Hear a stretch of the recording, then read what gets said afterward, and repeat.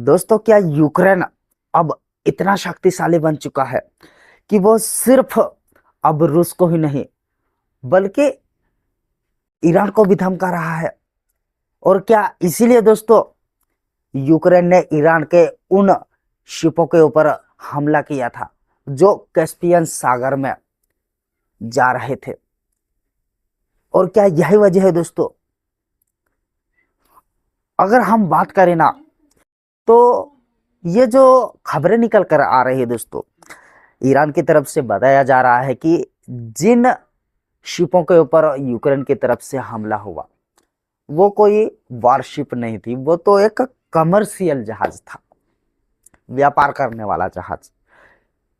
लेकिन अगर यूक्रेन की माने तो यूक्रेन का कहना है कि ये जो शिप थी ईरान की जिसके ऊपर हमने अटैक किया है, पोर्ट ओलियाटू और बेगिन नाम का शिप, इन शिपों के ऊपर हमने इसलिए अटैक किया क्योंकि ये शिप, ईरान का ये जहाज ड्रोन सप्लाई कर रहा था रूस को।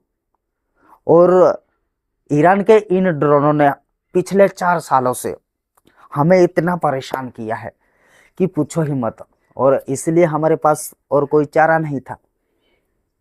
कैस्पियन सागर से ईरान इन ड्रोनों को रूस को सप्लाई करता है और हमारे पास कोई ऑप्शन नहीं था, इसलिए हमने इन शिप को ही उड़ा दिया जो ईरान को ड्रोन सप्लाई करने वाले थे या फिर हथियार देने वाले थे, ऐसा यूक्रेन का कहना है। यहाँ तक कि जो जेलेंस्की है उन्होंने ये तक कहा है दोस्तों कि हमने इसलिए भी इन शिपों के ऊपर अटैक किया है क्योंकि रूस जो है यूक्रेन को सैटेलाइट डाटा प्रोवाइड करवाता है। और यही वजह है कि ईरान ईरान जो है खाड़ी देशों में जो अमेरिका के मिलिट्री बेसेस हैं उनके ऊपर सटीक हमले करता है, क्योंकि रूस ईरान को सैटेलाइट डाटा प्रोवाइड करवाता है और इसलिए हमने इन शिपों के ऊपर हमला किया, ये कहना है। लेकिन यही है दोस्तों कि ईरान इसको नहीं मानता है। ईरान का कहना है कि यार वो वॉरशिप नहीं थी, वो तो एक कमर्शियल जहाज थी, माल ढोने वाली जहाज। तो यही कहते हुए दोस्तों यूक्रेन ने उन शिपों के ऊपर हमला किया है। लेकिन अब ईरान ने दोस्तों जो तेहरान में यूक्रेन का राजदूत है उसको तलब किया है और कहा है कि ये देखो ऐसी घटनाएं तुम्हारे देश की ओर से हो रही है तो इसे बंद करना चाहिए। और यहाँ तक कि दोस्तों सिर्फ यूक्रेनी राजदूत को ही नहीं तलब किया बल्कि ईयू के जो विदेश प्रतिनिधि है कजा कलास, उनको भी उन्होंने बताया है। ईरान के विदेश मंत्री अब्बास अरागची ने उनके साथ बातचीत की है, साथ ही रूस के विदेश मंत्री सर्गेई लावरोव के साथ भी। तो ये बताता है दोस्तों हमें कि ईरान के उस शिप के ऊपर हमला जो हुआ ना, वो किस तरह से दिल पर ले रहा है ईरान। और ले भी क्यों ना दोस्तों, क्योंकि किसी देश के जहाज के ऊपर इस तरह से अटैक होगा तो वो देश तो इस तरह से रिप्लाई देगा है, रिएक्शन देगा है। लेकिन इसके इम्पैक्ट की अगर बात करें ना, तो दोस्तों यूक्रेन का कहना है कि जब से रूस ने 2022 से यूक्रेन के ऊपर हमला किया है तब से ईरान शायद ड्रोन प्रोवाइड करवाता है या फिर ऐसे ऐसे ड्रोन्स प्रोवाइड करवा रहा है जिस वजह से हमें परेशानियां हो रही थी। तो अब मैं रूस के साथ तो लड़ूंगा है, लेकिन मैं अब ईरान को भी ठोकूंगा।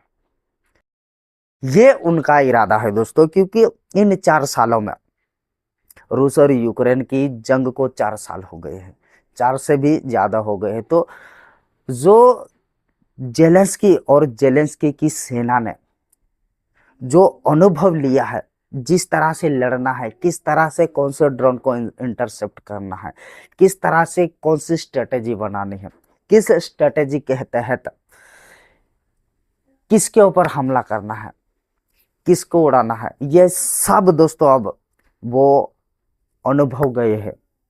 उनको इतना अनुभव हो चुका है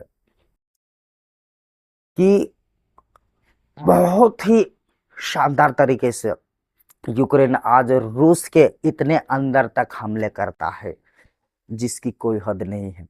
और जो लोकेशन रूस के अंदर बहुत ही ज्यादा सिक्योर मानी जाती थी, वहां तक यूक्रेन आज हमले कर रहा है। तो ये कहीं ना कहीं यूक्रेन यही दिखाने की कोशिश कर रहा है कि हम सीख गए हैं, हम लड़ना सीख गए हैं। और हमारे पास आज इतने ड्रोन्स हैं, हमारे खुद के बनाए हुए ड्रोन्स जो इतने शक्तिशाली है, कहीं भी जाकर हमला कर सकते हैं और सस्ते ड्रोन है।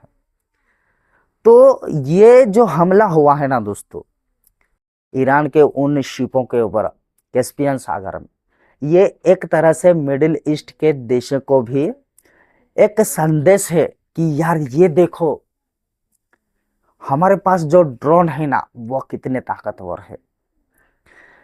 जो अमेरिका के भरोसे पर आप लोग अपने देश की सिक्योरिटी, अपना देश को सेफ करना चाहते हैं ना, वो तो ईरान उसको धज्जियां उड़ा रहा है। तो ये देखो हमारे पास ये ड्रोन है, आप ले लीजिए आप, और इन्हीं ड्रोनों से फिर ईरान के ऊपर हमला कीजिएगा, या फिर किस तरह से ईरान के ड्रोन को इंटरसेप्ट करना है ये हमसे सीखिए, हम आपको सिखाएंगे। यही सारा चीज दोस्तों, यही सारा चीज सोचकर जेलेंस्की ने उन कमर्शियल जहाजों के ऊपर हमला करवाया है और कुछ नहीं। ये दोस्तों इन 4 सालों में यूक्रेन जिस तरह से अपने ड्रोन पावर को डेवलप कर चुका है, वो यही दिखाता है कि यूक्रेन आज इतना शक्तिशाली बन चुका है ड्रोन के मामले में, ड्रोन पावर के मामले में, कि वहां तक मुझे लगता है कि कोई देश नहीं खड़ा है आज की तारीख में। हाँ ईरान है, अमेरिका के पास भी है, रूस के पास भी ड्रोन है, लेकिन जिस तरह से हमें घटनाएं देखने को मिलती है, जिस तरह से हमें खबरें देखने को मिलती है कि रूस के अंदर यूक्रेन ने यहां तक हमले किए, या फिर रूस ने ईरान के शायद ड्रोन क्यों के अंदर मारे, लेकिन उसको किस तरह से इंटरसेप्ट किया यूक्रेन ने, यह सारी चीजें दोस्तों अपने एक्सपीरियंस यूक्रेन अब मिडिल ईस्ट के देशों को, उन खाड़ी देशों को देने की कोशिश कर रहा है, एक तरह से वो बेच रहा है।